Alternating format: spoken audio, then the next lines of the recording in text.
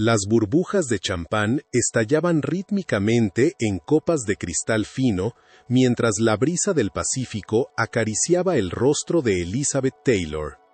A su lado, el glamour de Hollywood no era un sueño lejano, sino la realidad cotidiana de una costa que se sentía invencible. Hubo un tiempo en que México poseía lugares que eran el epicentro del deseo mundial. Destinos donde las familias ahorraban durante años solo para respirar el mismo aire que las estrellas de cine, donde los enamorados sellaban promesas eternas bajo arcos coloniales o palmeras que parecían tocar el cielo. Eran pueblos mineros que presumían ser los más ricos de la tierra, y balnearios cuyas aguas prometían curar no solo el cuerpo, sino el alma misma. Sin embargo, el tiempo es un juez implacable, y la memoria, un hilo frágil que se rompe con el cambio de las modas. Hoy, aquellos paraísos que ayer deslumbraban al mundo son apenas sombras, recuerdos borrosos que luchan por no ser devorados por la maleza o el silencio. Te invito a recorrer las ruinas de nuestra propia gloria, redescubriendo 10 destinos mexicanos que alguna vez fueron el centro del universo, y que hoy casi nadie recuerda.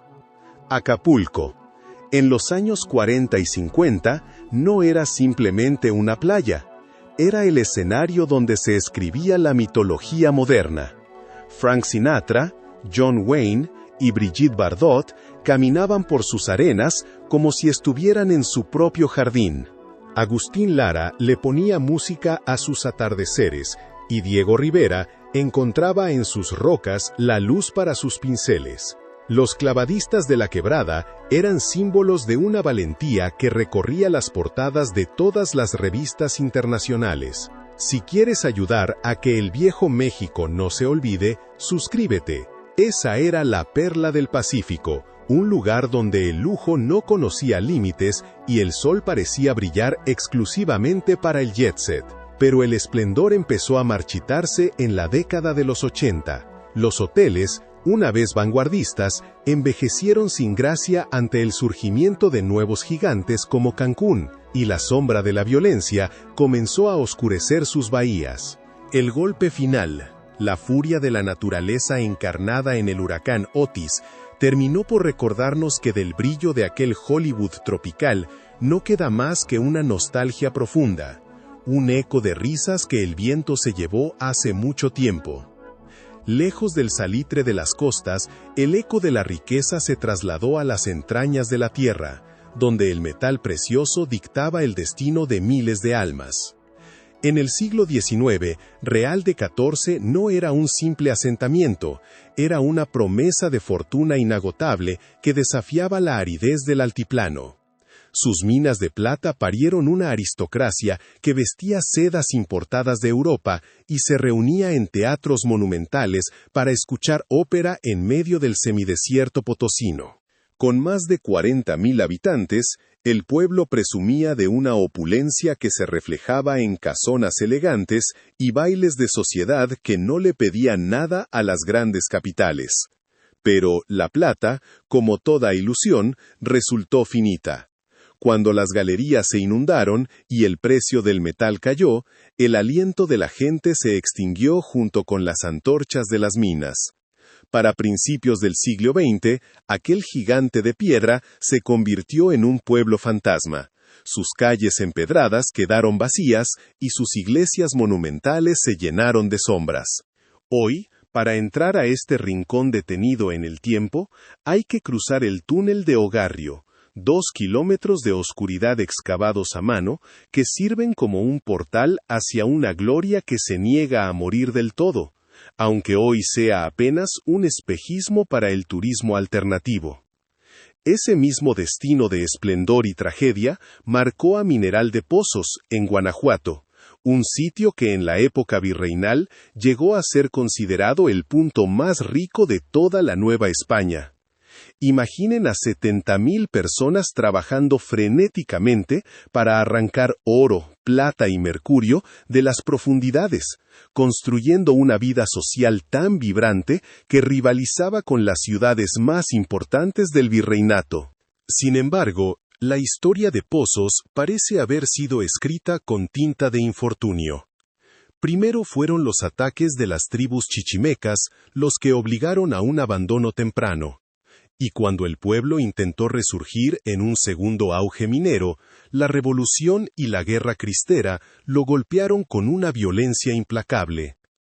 La leyenda local murmura que el lugar quedó marcado por una maldición tras el asesinato de su sacerdote, una sentencia que pareció cumplirse cuando una inundación catastrófica clausuró las minas para siempre. Para mediados del siglo pasado, Mineral de Pozos era un paisaje de escombros, donde el viento soplaba entre ruinas que alguna vez fueron palacios. Aunque hoy ha intentado despertar bajo el título de Pueblo Mágico, sus calles semivacías y sus tiros de mina abandonados siguen contando la historia de un pueblo que tocó el cielo con manos de oro y terminó sepultado por su propio pasado. El 20 de febrero de 1943, el suelo de Michoacán decidió que la vida de un campesino llamado Dionisio Pulido no volvería a ser la misma. Lo que comenzó como una grieta en su parcela de la que emanaba un humo denso, se convirtió en el nacimiento del Paricutín, el volcán más joven y voraz del continente.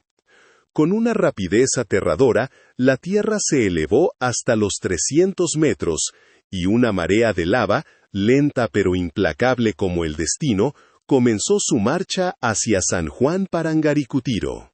Los habitantes, testigos del entierro en vida de su propio hogar, tuvieron que evacuar llevando consigo apenas lo que sus manos podían cargar, abandonando sus negocios, sus historias y sus antepasados al abrazo de la roca fundida. Hoy, el paisaje es estremecedor. De aquel pueblo próspero solo emergen las torres del templo, desafiando con dignidad el mar de lava petrificada que lo devoró todo. Es una postal del fin del mundo, un lugar donde el silencio de la piedra nos recuerda que la naturaleza no pide permiso para reclamar lo suyo, convirtiendo un destino vibrante en un cementerio de basalto que hoy pocos se atreven a caminar bajo el sol michoacano. Cuando las sequías azotan la región y los niveles de la presa bajan, las ruinas coloniales emergen como un fantasma que reclama su lugar en el mundo. Sus muros de piedra, cubiertos de lodo y algas, vuelven a ver la luz, ofreciendo un espectáculo sobrecogedor que permite caminar por calles que alguna vez fueron ahogadas por el progreso. Es un pueblo que solo respira cuando el agua se retira, una presencia intermitente que nos habla de cómo el avance del hombre puede borrar civilizaciones enteras con solo abrir una compuerta. El esplendor perdido también se tiñe de verde esmeralda en las tierras bajas de Yucatán. A principios del siglo XX, el estado no era solo una región de selvas y cenotes, era la tierra del oro verde. El enequén, esa fibra resistente que se exportaba a cada rincón del planeta para sostener la industria naviera mundial, generó fortunas tan inmensas que Mérida llegó a tener más millonarios por habitante que cualquier otra urbe del continente americano. Los hacendados vivían en mansiones que parecían arrancadas de las avenidas de París o Viena, rodeados de lujos impensables en medio de la selva yucateca. Sin embargo, la invención de las fibras sintéticas fue el verdugo silencioso de esta época de reyes. Una a una, las haciendas fueron devoradas por la vegetación y el abandono. Pueblos enteros que latían al ritmo de las desfibradoras quedaron vacíos, convirtiéndose en escenarios de leyenda y melancolía. Hubo un tiempo en que Tehuacán, en el corazón de Puebla, era el nombre que se pronunciaba con una mezcla de esperanza y distinción en los salones de la alta sociedad mexicana. Mucho antes de que el mundo se llenara de elixires artificiales y refrescos embotellados, este valle era considerado el santuario de la salud por excelencia. Desde tiempos prehispánicos, sus manantiales eran tenidos por sagrados, pero fue durante el siglo XIX y las primeras décadas del XX cuando Tehuacán se transformó en un destino de una elegancia casi europea. Las familias más acomodadas del país emprendían viajes que duraban días para tomar las aguas, sumergiéndose en balnearios que parecían castillos de reposo, donde el tiempo se detenía entre el murmullo de las burbujas minerales y la sombra de jardines impecables. Era el epicentro de un México que todavía creía firmemente en la magia de la tierra para curar los males del cuerpo y el espíritu, un spa nacional donde la salud se vestía de etiqueta. Hoy, aunque el agua mineral sigue brotando con la misma pureza, el aura de exclusividad y el bullicio de la aristocracia se han diluido en la memoria colectiva, dejando atrás hoteles de lujo y balnearios que hoy son apenas ecos de una época donde Tehuacán era el destino de bienestar más famoso y respetado del país. Sin embargo, si buscamos un lugar donde el tiempo no solo se detuvo, sino que parece haber quedado suspendido físicamente sobre un abismo profundo, debemos dirigir la mirada hacia la desolación del desierto de Durango. Allí, colgado entre dos cerros imponentes como un esqueleto de hierro que desafía la gravedad y la lógica, se encuentra el Puente de Ojuela. Es una imagen que parece arrancada de las páginas de una novela de aventuras o de una vieja película del oeste. Un prodigio de la ingeniería de finales del siglo XIX que servía para transportar la riqueza de las minas más pródigas de la región. El pueblo de Ojuela no era en absoluto una aldea pequeña. Era una comunidad vibrante y ruidosa que albergaba a miles de habitantes que pasaban sus días entre el polvo de las minas y sus noches en cantinas y tiendas que abastecían una prosperidad que parecía eterna. Había movimiento, había vida y sobre todo había la ambición de quienes arrancaban oro y plata a la montaña. Pero la fortuna es una amante caprichosa, que, cuando decide marcharse, no deja rastro.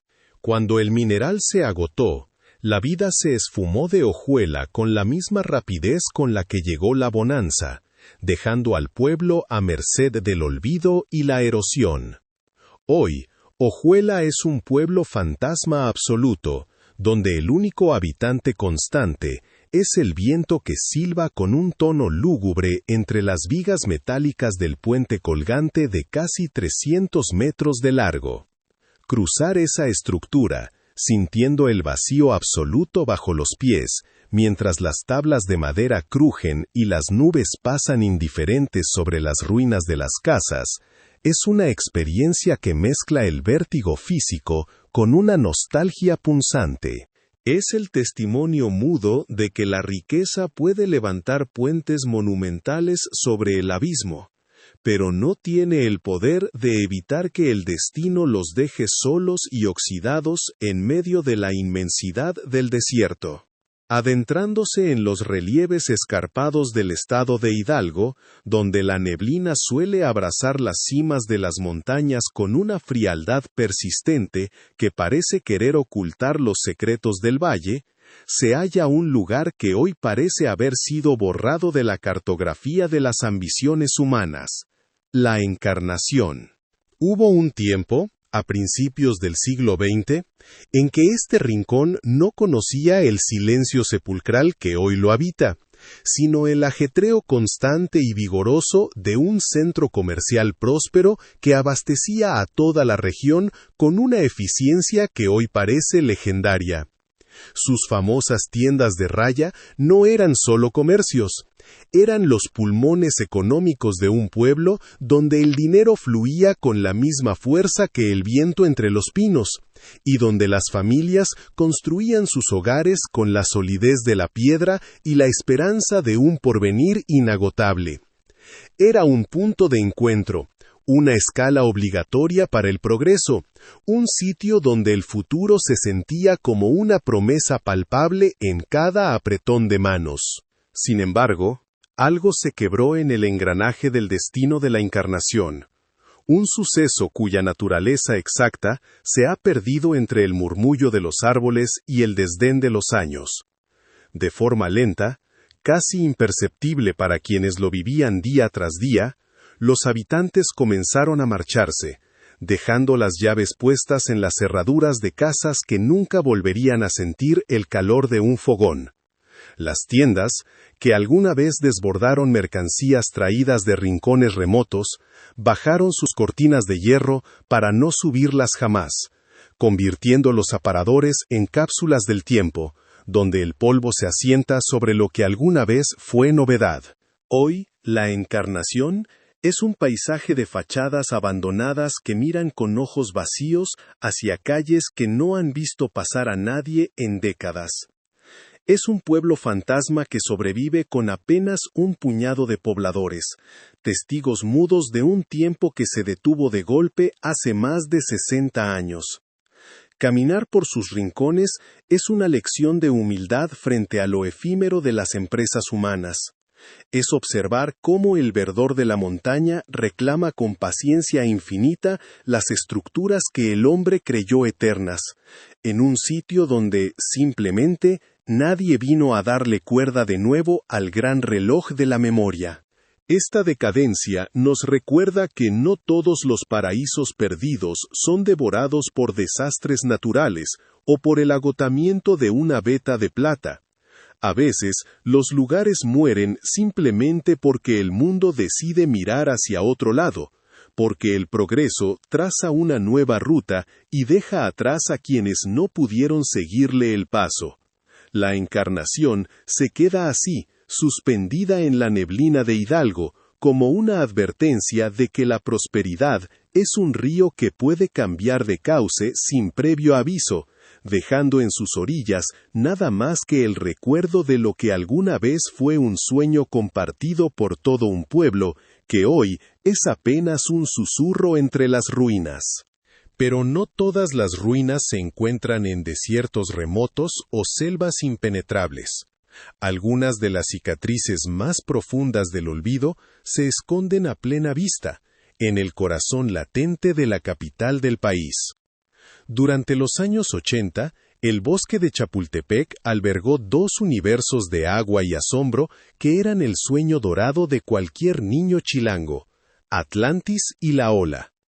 Era un tiempo donde la felicidad se medía en el chapoteo de una alberca gigante que fabricaba olas artificiales, y en la elegancia de los delfines que surcaban el aire bajo el sol de la ciudad. Desde las costas doradas donde bailaron las leyendas de Hollywood, hasta los pueblos mineros que presumieron ser los más ricos de la tierra y terminaron como cascarones vacíos bajo el sol, cada rincón de este país guarda la huella de un sueño que en su momento pareció eterno. Estas 10 historias nos recuerdan que la fama es apenas un soplo pasajero, y que lo que hoy deslumbra, mañana puede ser un fantasma cubierto de hierba, un pueblo ahogado por el progreso o una ruina sepultada bajo la lava. Pero en esa decadencia hay una dignidad profunda, la de saber que nuestra tierra ha tenido 1000 vidas diferentes, 1000 ilusiones y 1000 destinos que forjaron nuestra identidad actual. Aunque el mundo moderno haya decidido mirar hacia otro lado, estos lugares siguen ahí, esperando que alguien se detenga frente a sus muros caídos para reconocer que, en su día, fueron el epicentro de la esperanza nacional. Si alguna vez caminaste por las calles empedradas de Guerrero Viejo, si nadaste en las olas artificiales de Chapultepec, o si sentiste la brisa de aquel Acapulco legendario, comparte tu historia en los comentarios, porque, mientras alguien las nombre y las recuerde con cariño, estas memorias seguirán latiendo con la fuerza de un pasado que se niega a ser borrado por completo.